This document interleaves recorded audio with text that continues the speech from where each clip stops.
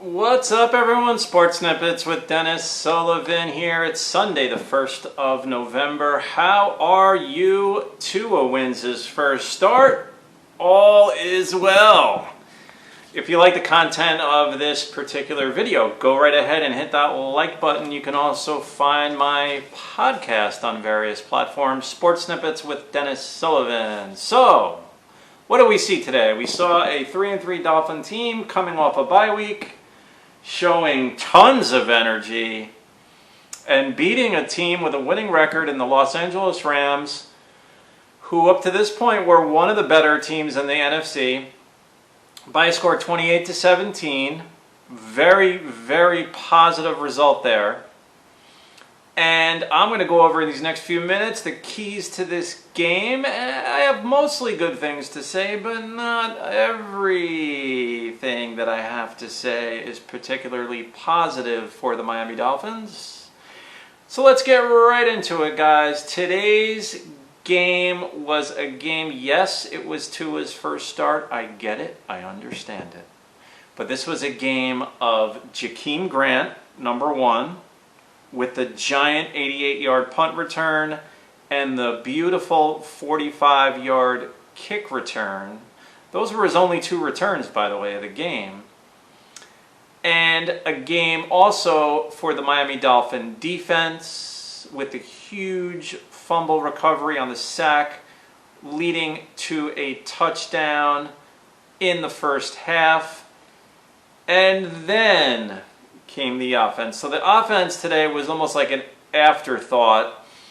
And most of this game, it was really the Rams with the ball. I mean, they dominated. This is a classic case of a team dominating time of possession, but still losing the football game because the other team, in this case the Dolphins, were scoring on just big plays. I mean, Dolphins showed a ton of energy out there today, and perhaps a lot of it was due to the fact that they were excited that their new quarterback was starting, and more credit to Tua. I mean, I give Tua a lot of credit in the fact that he really didn't make any huge mistakes other than the fact that he was sacked and lost the ball on that first half play where we turned it over very early in the game to the Rams. Other than that, he was pretty much mistake-free. Let's get into the offensive breakdown for the Dolphins, which really was not very overwhelming at all. Let's listen to, and this was guys. I mean, here's where I have to be a little critical though. Dolphins. I mean, yeah, it's Tua's first start, but we're going to have to grow in the weeks to come because right now, I don't even know if this is a college-style offense that they were running more of like a high school-ish, JV high school Pop Warner offense out there today, but with they were pretty good plays, but I mean, our passing attack was mainly these mini bootlegs with like the 3-4 yard steps to the left or to the right and the quick 7-yard out pass to the sideline. So Tua would finish 12 of 22 for 93 yards in the air, 1 touchdown, no interceptions, only sacked once. So again, he did a good job avoiding the negative plays. Myles Gaskin would lead the rushing attack once more for the Dolphins, but it wasn't very effective. 18 carries, 47 yards. He would lose the ball once on a fumble. Matt Breida would come off the bench and have 13 yards running the football on 4 carries. Tua was credited with 2 carries for 0 yards. Did have the fumble, lost on the sack as mentioned. Malcolm Perry would have 1 carry, and he would lose 5 yards on that carry. So not much to speak of for the Dolphins offensively. I'm going to run down the receiving stats really quick. I mean, everyone had 1 or 2 catches. Durham Smythe, 2 catches, 16 yards. Gaskin, 3 catches, 16 yards. Jakeem Grant had a catch for 15. Preston Williams, 2 for 15. Isaiah Ford, 1 catch for 10. Perry, another catch for 10. Mike Gesicki, only 1 catch, 8 yards. Devontae Parker, 1 catch. And that 1 catch Devontae had was a 3-yard touchdown reception. But again, a very conservative, I guess you could call it, attack by the Miami Dolphins.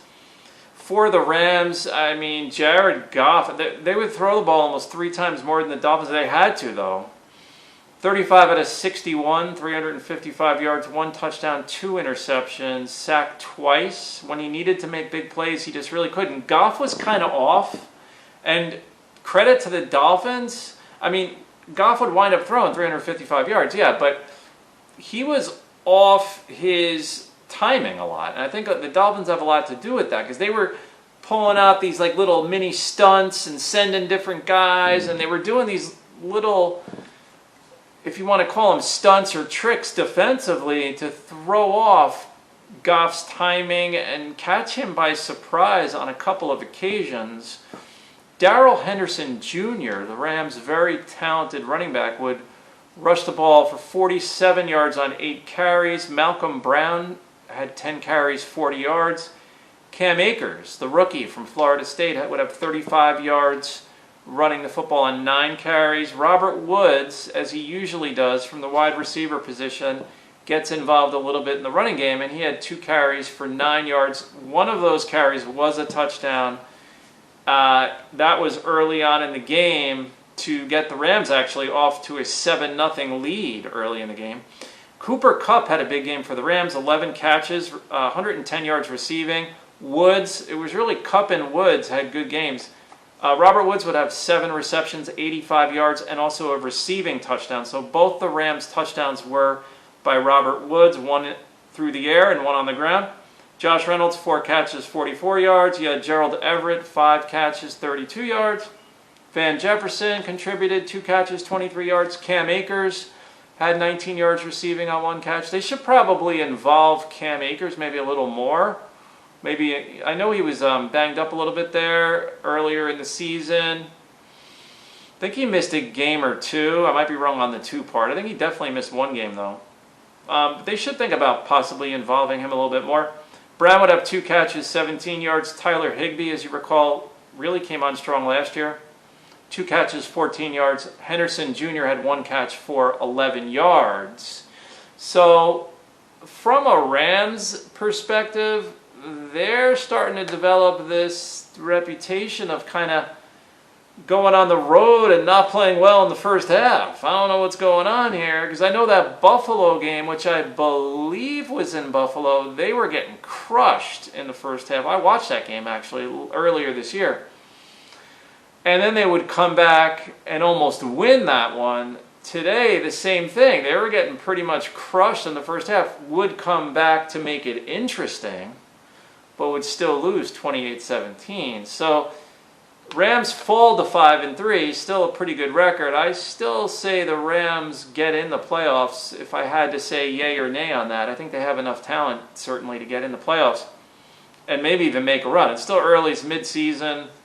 Dolphins improved to 4-3 and will go on the road next week to play the Arizona Cardinals. So that should be an interesting battle between Murray, the second-year quarterback, and Tua, the rookie.